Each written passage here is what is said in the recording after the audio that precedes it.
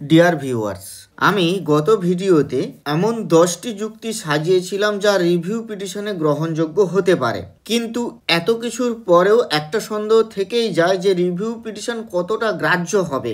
সবাই তো অ্যাপ্লাই করেছেন ওপেন হিয়ারিং এর জন্য, প্রায় অনেকেই ওপেন হিয়ারিং এর জন্য অ্যাপ্লাই করেছেন, কিন্তু আদৌ কি ওপেন হিয়ারিং হবে, না ডকুমেন্টস বা নথির উপরে ভিত্তি করেই আলটিমেট রায়টাই হয়তো এটাই থেকে যাবে। এরকম একটা ভয়ের জায়গা থেকে বা আতঙ্কের জায়গা থেকে অনেকেই হয়তো ভুগছেন। আর এটাও স্বাভাবিক যে এত বছর জীবন চালানোর পরে তারপরে একটা পরীক্ষা দিয়ে আবার পাশ করে আবার কর্মজীবনে নতুন করেই ঢোকা হলো, মানে সেরকমই একটা ব্যাপার যে কর্মজীবনে আবার নতুন করে চাকরিটাকে পেতে হবে, আর্ন করতে হবে, সেই কম্পিটিশানে সবাইকে আবার আসতে হবে।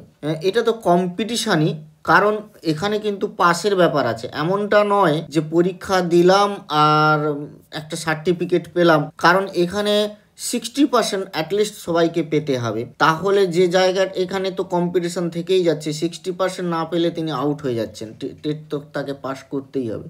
তো সেই জায়গাটা থেকে যে উপায়টার কথা, আরেকটি উপায়ের কথা ভাবা হচ্ছে, সেটি হচ্ছে কেন্দ্রের অর্ডিন্যান্স একটি মারাত্মক উপায় হতে পারে। এই নিয়ে অর্ডিন্যান্সের অনেক উদাহরণ আছে, মানে সুপ্রিম কোর্টের রুলকে ওভাররুল কিন্তু কোনো পার্লামেন্ট করতে পারে না, এটা কিন্তু প্র্যাকটিক্যালি নিয়ম। কিন্তু ডিরেক্টলি সুপ্রিম কোর্টের কোনো মানে জাজমেন্টকে পার্লামেন্ট ওভাররুল করতে পারে না ঠিক, কিন্তু পার্লামেন্ট নিজে তো ল করতে পারে, নিজের ল এনেক্ট করার ক্ষমতা আছে, অর্ডিন্যান্স আনার ক্ষমতা আছে। পার্লামেন্ট এমন আইন করতে পারে যেখানে সুপ্রিম কোর্টের যে জাজমেন্টটা, সেটা কিছুটা হলেও তার এফেক্টটা মাস লেভেল থেকে কমে একটা স্পেসিফিক লেভেলে চলে আসে। আজকে আমি সেই সমস্ত কিছু ঘটনার কথা তুলে ধরবো যেখানে সুপ্রিম কোর্টের রুল বা জাজমেন্ট কেন্দ্রের অর্ডিন্যান্সের ফলে ওভাররুলড হয়ে গেছিল।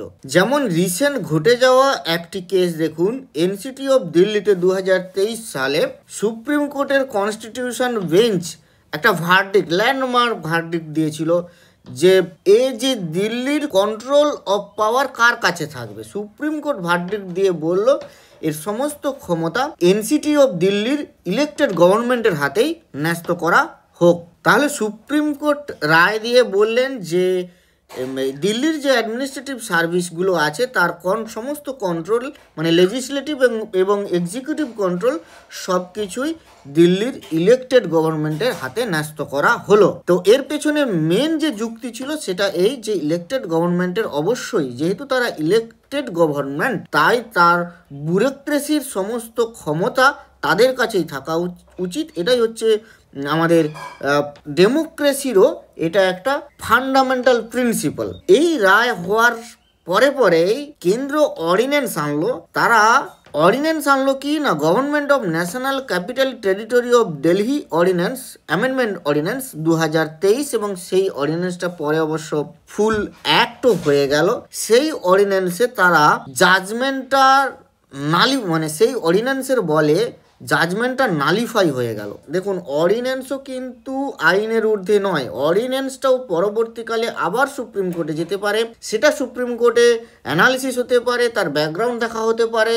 সেটা যদি আমাদের কনস্টিটিউশনের ফান্ডামেন্টাল প্রিন্সিপালকে ভায়োলেট করে, তাহলে কিন্তু সেখানেই ওই অর্ডিন্যান্সটা কিন্তু বন্ধ হয়ে যাবে। সুপ্রিম কোর্ট তার পাওয়ার আছে সেই অর্ডিন্যান্সকে কোয়াশ করে দেওয়ার। কিন্তু অর্ডিন্যান্সের রুলই এমন হওয়া উচিত যেখানে কনস্টিটিউশনের ফান্ডামেন্টাল প্রিন্সিপাল বজায় থাকবে, আগের যে সমস্ত ল এনেক্ট হয়ে আছে সেগুলোকেও কখনো কোনো বিরুদ্ধাচরণ করবে না। এটা তো একটা উদাহরণ, কিন্তু এরকম আরও অনেক উদাহরণ আছে। একটা কেস ছিল রিজার্ভেশন রোস্টার সিস্টেম। প্রথমে এলাহাবাদ হাইকোর্টে কেসটা গিয়েছিল, তারপরে সুপ্রিম কোর্টে কেসটা এসেছিল।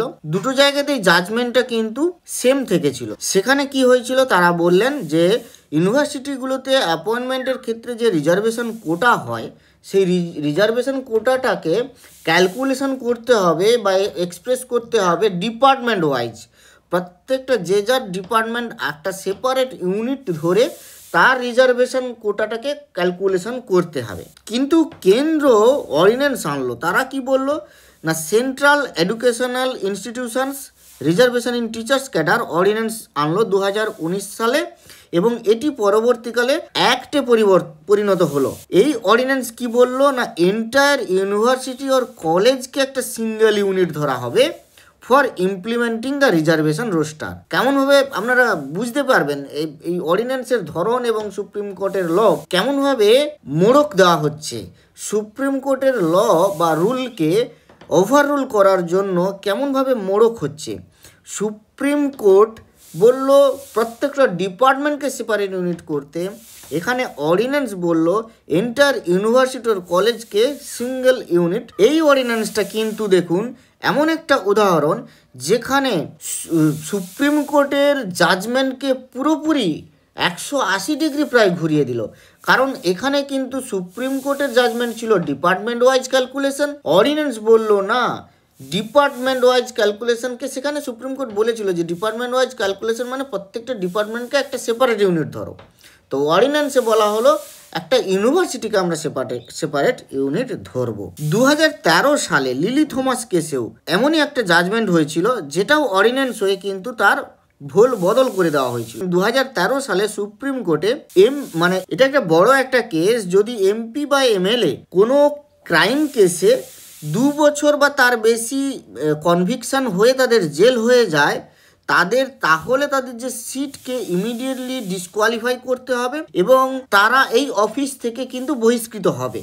এটাই ছিল সুপ্রিম কোর্টের জাজমেন্ট লিলি থমাস কেসে। কিন্তু এইটাকে রক্ষা করার জন্য, তাদের সিটটাকে রিজার্ভ করার জন্য কেন্দ্র অর্ডিন্যান্স আনলো।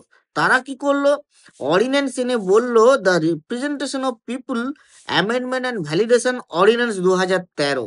সেই অর্ডিন্যান্সে তারা নতুন নিয়ম ঢোকালেন, এক্সেমশনকে রিইন্ট্রোডিউস করলেন এবং বললেন কি যে কোনো সিটিং যে লেজিসলেটর তারা তাদের সিটটাকে বজায় রাখতে পারবে, যদিও তারা কনভিক্টেড হয়ে যাচ্ছে, মানে কনভিকশন হয়েছে, তবুও তারা সিটটাকে বজায় রাখতে পারবে যদি অ্যাপিলটা 90 দিনের মধ্যে ফাইল হয়। যদিও এই পার্টিকুলার অর্ডিন্যান্সটা কিন্তু উইথড্র করে নেওয়া হয়েছিল, কারণ মারাত্মকভাবে প্রেসার ছিল, পাবলিক প্রেসার, পলিটিক্যাল প্রেসার, এইরকম বিভিন্ন ধরনের প্রেসার বা অন্যান্য বিভিন্ন কারণে এটাকে কিন্তু পরবর্তীকালে এই অর্ডিন্যান্সটাকে উইথড্র করে নেওয়া হয়েছিল। তাহলে এরকম নানানও কেস আছে যেখানে কিন্তু কেন্দ্র অর্ডিন্যান্স জারি করেই সুপ্রিম কোর্টের রুলকে রিফ্রেম করেছিল। তো শিক্ষকদের যে এই যে টেট কেস, অর্থাৎ সুপ্রিম কোর্টের জাজমেন্ট যেখানে টেট ম্যান্ডেটরি করা হয়েছে, সমস্ত টিচার, সমস্ত ইন সার্ভিস এক্সিস্টিং টিচার যারা 8টি নোটিফিকেশনের আগেও যদি অ্যাপয়েন্টমেন্ট হয়ে থাকে তাদেরও কিন্তু এইটা পাস করতেই হবে। তো এই যে কেসটাকে কিন্তু খুব সহজেই অর্ডিন্যান্স পাস করে এটাকে রিফ্রেম বা রিরুল করা যেতে পারে, ওভাররুল করা যেতে পারে। এখানে টেটের সাথে টেটের প্যারালাল এমন কিছু ব্যবস্থা আনা যেতেই পারে।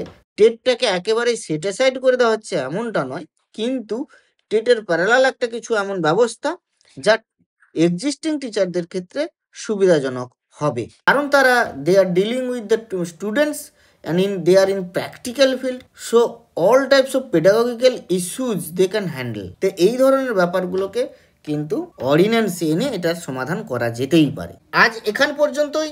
ভালো থাকবেন, সুস্থ থাকবেন, ধন্যবাদ।